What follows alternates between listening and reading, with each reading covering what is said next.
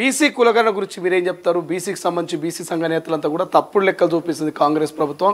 గత 2011 లెక్కలకు ఇప్పుడు మీరు చేసినటువంటి కులగణన సర్వేలకు చూస్తే బీసీల శాతం తగ్గుతుంది. బీసీలు 60% పైగా ఉంటారు, కానీ ఇలా 52%, 56% అంటూ తప్పుడు లెక్కలు కాంగ్రెస్ చూపిస్తుందని చెప్తా ఉన్నారు. ఎట్లా చూస్తారు దీన్ని కాంగ్రెస్ పార్టీ నాయకురాలుగా? ఇప్పుడు నిన్న ముఖ్యమంత్రి గారి స్పీచ్ ఒకసారి వినండి అమ్మా, క్లిప్పింగ్స్.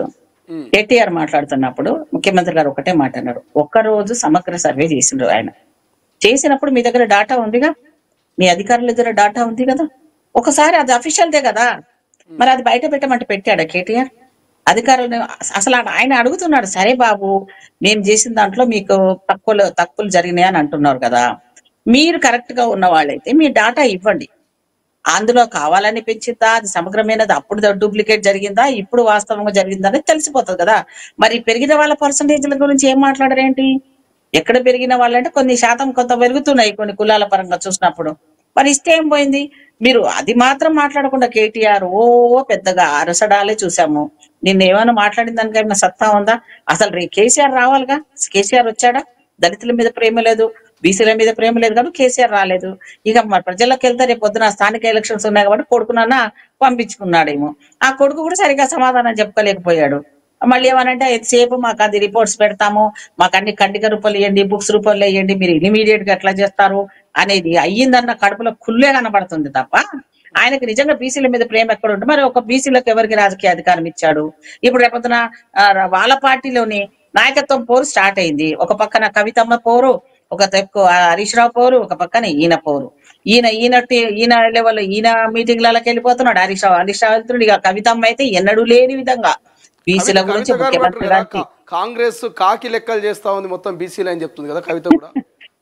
అసలు కవితలే మాటలు ఎవరు తీసుకుంటారండి? మళ్ళా రేపు ఎల్లుండో మళ్ళా పోతుందామె. ఇప్పుడు ఆమె మళ్ళా డ్రగ్స్ దాంట్లో పట్టుకునే పరిస్థితులు ఉంది ఆమెకు. మళ్ళీ అదే నా పాయింట్ ఏంటంటే, కవిత అంటే ఒక ఆడబిడ్డ, నేను రెస్పెక్ట్ ఇస్తాను, నేను ఒక ఆడబిడ్డని, ఒక తల్లి బిడ్డని నేను కూడా. కానీ కవిత ఎన్నడూ మాట్లాడాను. కవిత కూడా ఈ రోజు ఏమో అంటారు చూడండి, కొత్తగా రాగాలు తీసుకొని పాడుతున్న కోకిలలాగా, కాకిపోయి కోకిలలాగా పాడుతున్నట్టు వీళ్ళంతా కాకిలే. వీళ్ళు కోయిలలాగా మాట్లాడితే ఏదో టెంపరీగా మాట్లాడుతున్నారే మనకు తెలిసిపోయేగా మూలకు కూర్చోబెట్టారు. ఈమెకి ఇప్పుడు బీసీలకు సంబంధించి తప్పులు, కులగణన తప్పు అంటున్నారు. అసలు భారతదేశ చరిత్రలోనో ఎవరైనా చేశారా ఇప్పటి వరకు? మరి మేము కూడా అదే అంటున్నాం. కృష్ణమాది గారికి కూడా నేను చెప్పేది, మా రిక్వెస్ట్ ఏంటంటే, దేశవ్యాప్తంగా ఈ కులగణన కావచ్చు, ఎస్సీ వర్గీకరణ నిజంగా తెలంగాణ రాష్ట్ర ప్రభుత్వం చెయ్యమని చెప్తున్నా నేను, చెయ్యమనండి. ఇప్పుడు బీసీ ఎవరు ప్రధానమంత్రి? బీసీ కదా. బీసీ ప్రధానమంత్రి అయ్యి కూడా ఇంతవరకు కూడా బీసీ కులగణన చేయలేని దుర్మార్గుడు.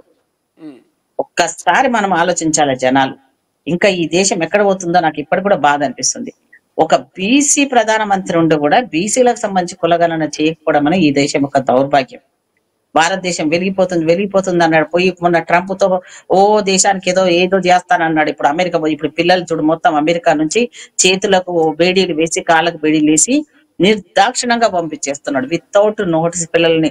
ఎంత దోషులుగా. సరే జరిగిండొచ్చు, కొంత టైం ఇప్పించచ్చు కదా. ఆయనకి ఈయనకి ఎంత రిలేషన్స్ ఉన్నాయంటే. మరి ఇప్పుడు ఈయన వెళ్తాడంట, వెళ్ళి ఏం మాట్లాడుకొని వస్తాడో చూస్తా నేను కూడా.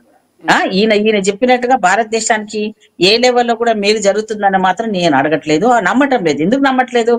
Trump 100% business man. ఆయన ఈ రోజు ఆ బిజినెస్ మ్యాన్ తో ప్రజా సంక్షేమంలో కోరి వాళ్ళకు చేయమంటే వాళ్ళు ఎందుకు చేస్తారు? వాళ్ళకి చైనాతో యుద్ధం ఉంది కాబట్టి ఇండియాతో కొంత మీద కలుపుకొనితే దాంట్లో ఏమైనా ప్రాఫిట్ అయిపోతుందని చూస్తాడు. ఆ ఎలక్షన్ కోసం ఈయన కోసం మాట్లాడాడు. ఇప్పుడు ఆయన గెలిచిన తర్వాత ఆయన మన భారతదేశం గురించి ఎందుకు తీసుకుంటానంటాడు? మన దగ్గర ఏం టెక్నాలజీ ఉందని. చైనా వాడితో టెక్నికల్ గా అన్ని వాడికి లాభము. యుద్ధాలు చేయాలన్నా ఏం చేయాలన్నా వాడితో వీళ్ళకి బెనిఫిట్ అవుతుంది. కానీ భారతదేశంలో ఉన్న వాళ్ళతోటి ఏ రకమైన దానికి చెప్తారు? క్రిప్టోకి సంబంధించిన కానీ, బిట్ కాయిన్స్ సంబంధించి కానీ నేను ఒప్పుకోను, నా దేశంలో అవన్నీ కూడా నేను ఎంటర్ కాని అని అంటున్నాడు ఆయన. అంటే ఏంటి? ఆయన డాలర్ తోటే ఈ దేశంలో నంబర్ 1 స్థానంలో ఉండాలని అంటున్నాడు ఆయన.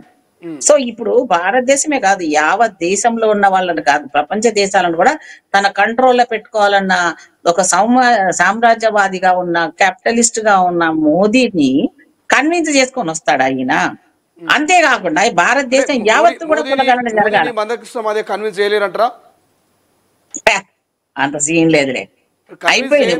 మందకృష్ణ మాదిగా నరేంద్ర మోడీ అయిపోయింది. ఇప్పుడు అంతా కూడా ఎంతవరకు మనం ఏమైంది 1 ఇయర్ అయిపోయింది కదా, ఏమేసాడు ఆయన ఒకటి పేపర్ మీద కమిటీ, దానికి ఏమన్నా ఆ కమిటీకి ఏమన్నా బాధ్యత ఉన్న కమిటీయా లేకపోతే దానికి ఏమో అధికారం ఉన్న హోదాలు ఉందో ఒక పేపర్ మీద రాసిచ్చాడు. ఈయన దాన్ని చూపించుకొని 1 ఇయర్ నడిచిపోయింది. ఇక అది అయ్యేటట్లు లేదనుకున్నాడు. మళ్ళీ నేను ఏ పార్టీలో లేదని మధ్యలో స్టేట్మెంట్ ఇచ్చాడు. అంటే నీ ఇష్టం వచ్చినట్టు నువ్వు స్టేట్మెంట్లు మార్చుకుంటా నీ లెవెల్లో నీకు నీ ఉనికిని చూపించుకోవడం కోసం నువ్వు ఎన్నైనా చేస్తావా? మనం కన్విన్స్ చేసుకుని ఉంటాడు అయితే మొత్తం దేశం అంతా డప్పులు పెట్టుకున్న డప్పు కొట్టమనండి, ఆయన కులగణన స్టార్ట్ చేయండి. చేయకపోతే ఆ రాష్ట్రాలలో పోయి బీజేపీ ప్రాంతాల్లో ఉన్న డప్పు కొట్టమనండి పోయి కృష్ణ మార్గం. లక్షల డప్పులు వేల గొంతులను కూడా కార్యక్రమం అనుకున్నారు రాష్ట్ర ప్రభుత్వము. ప్రపంచంలో ఏ మూల ఏ క్షణం ఏం జరుగుతుందో వేగంగా తెలుసుకోవడానికి తొలి వెలుగు వాట్సాప్ ఛానల్ ని ఫాలో చేయండి.